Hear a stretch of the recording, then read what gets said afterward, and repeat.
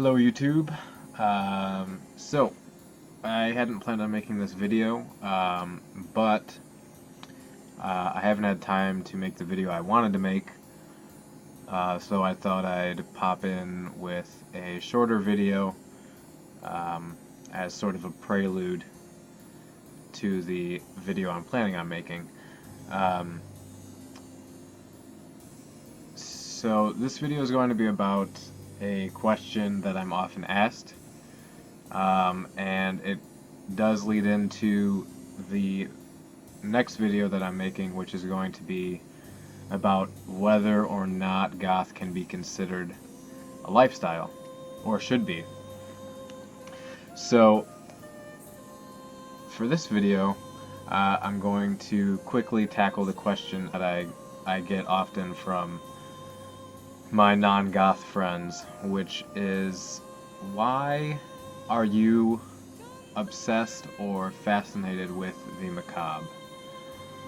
There's several variations of this question. Why do you like horror movies so much? Why do you like horror imagery? What is the draw of cemeteries and scary things like that? But I'm going to use the question, why are you so fascinated with the macabre, as a template for this question. So, for the goths who watch these videos, most of this stuff you already know.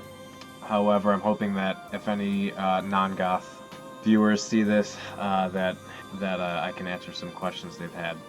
First of all, there is a foundational aesthetic which most goths swoon over.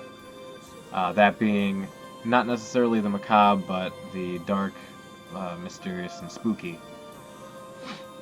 Personally, I truly find a beauty, a sort of strange, eerie beauty in the stillness of a cemetery. I find a sense of power and helplessness that emanates from the imagery of spilled blood. The solidarity of silent hills covered by clouds, where you can be alone with your art, whether that's writing, painting, prose, etc. There's something in the stillness of death that is self-revelatory. There is a great humbling beauty in decay.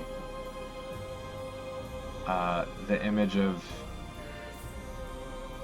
abandoned towns with buildings that have fallen into disrepair and begun to crumble is a reminder to me that everything is temporary and that we should cherish what we have while we can, lest we waste away desperately grasping at the meaningless. For me, a lot of this is philosophical, theological. It has a deeper meaning.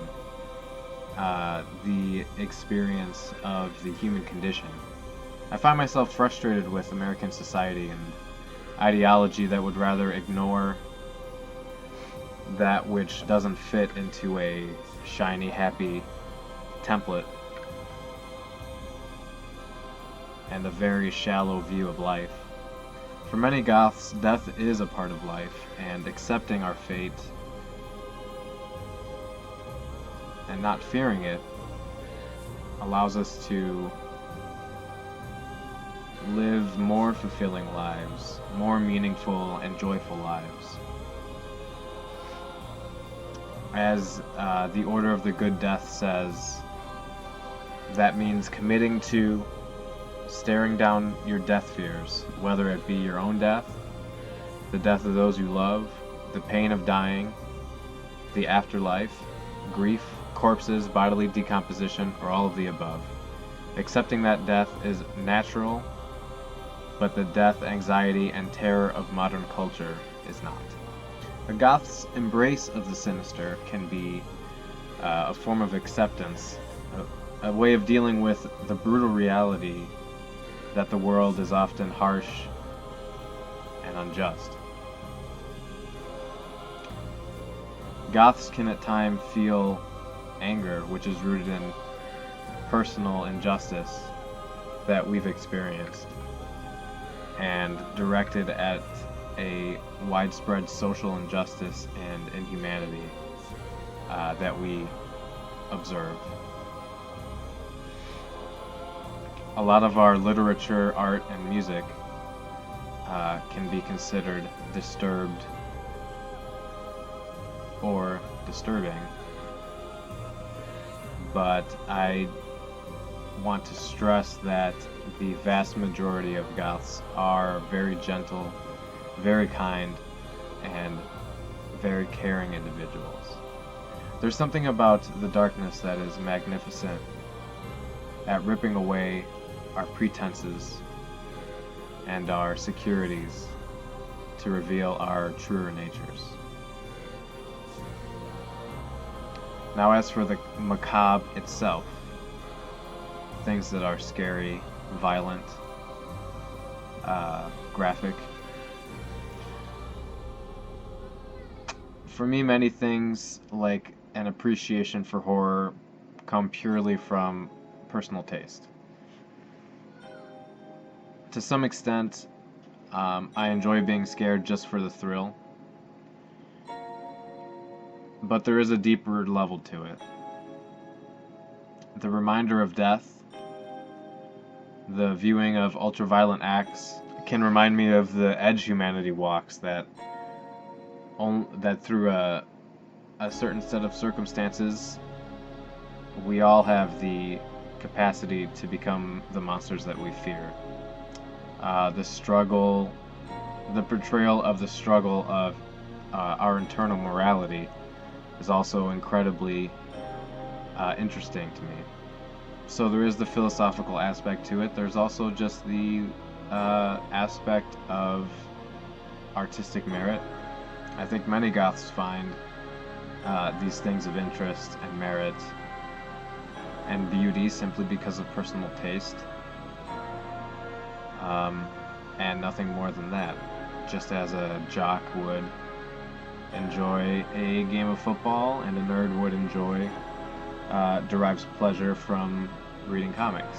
However, I do feel the distinction for Goths is that there is often that deeper layer, the element of human realism, the desire to explore what reality even is or means, or simply the pleasure of the journey itself. And I think that is really one of the elements that makes unique and defines the subculture. And I think it's also important to point out, especially for outsiders, that a Goth's affinity for the macabre, the dark, and the spooky is often not centered on the linchpin of death. While we may have a bit more of an understanding, a deeper friendship with death, we are not death obsessed, but can simply find beauty and appreciation in a certain type of art. So, that is my answer to that question. Hopefully it made sense. Hopefully someone's learned something about Goths. Feel free to comment on your opinion on the question. I'd love to hear what you have to say, and hopefully I'll have some time to get the next video up. So until then, stay dark.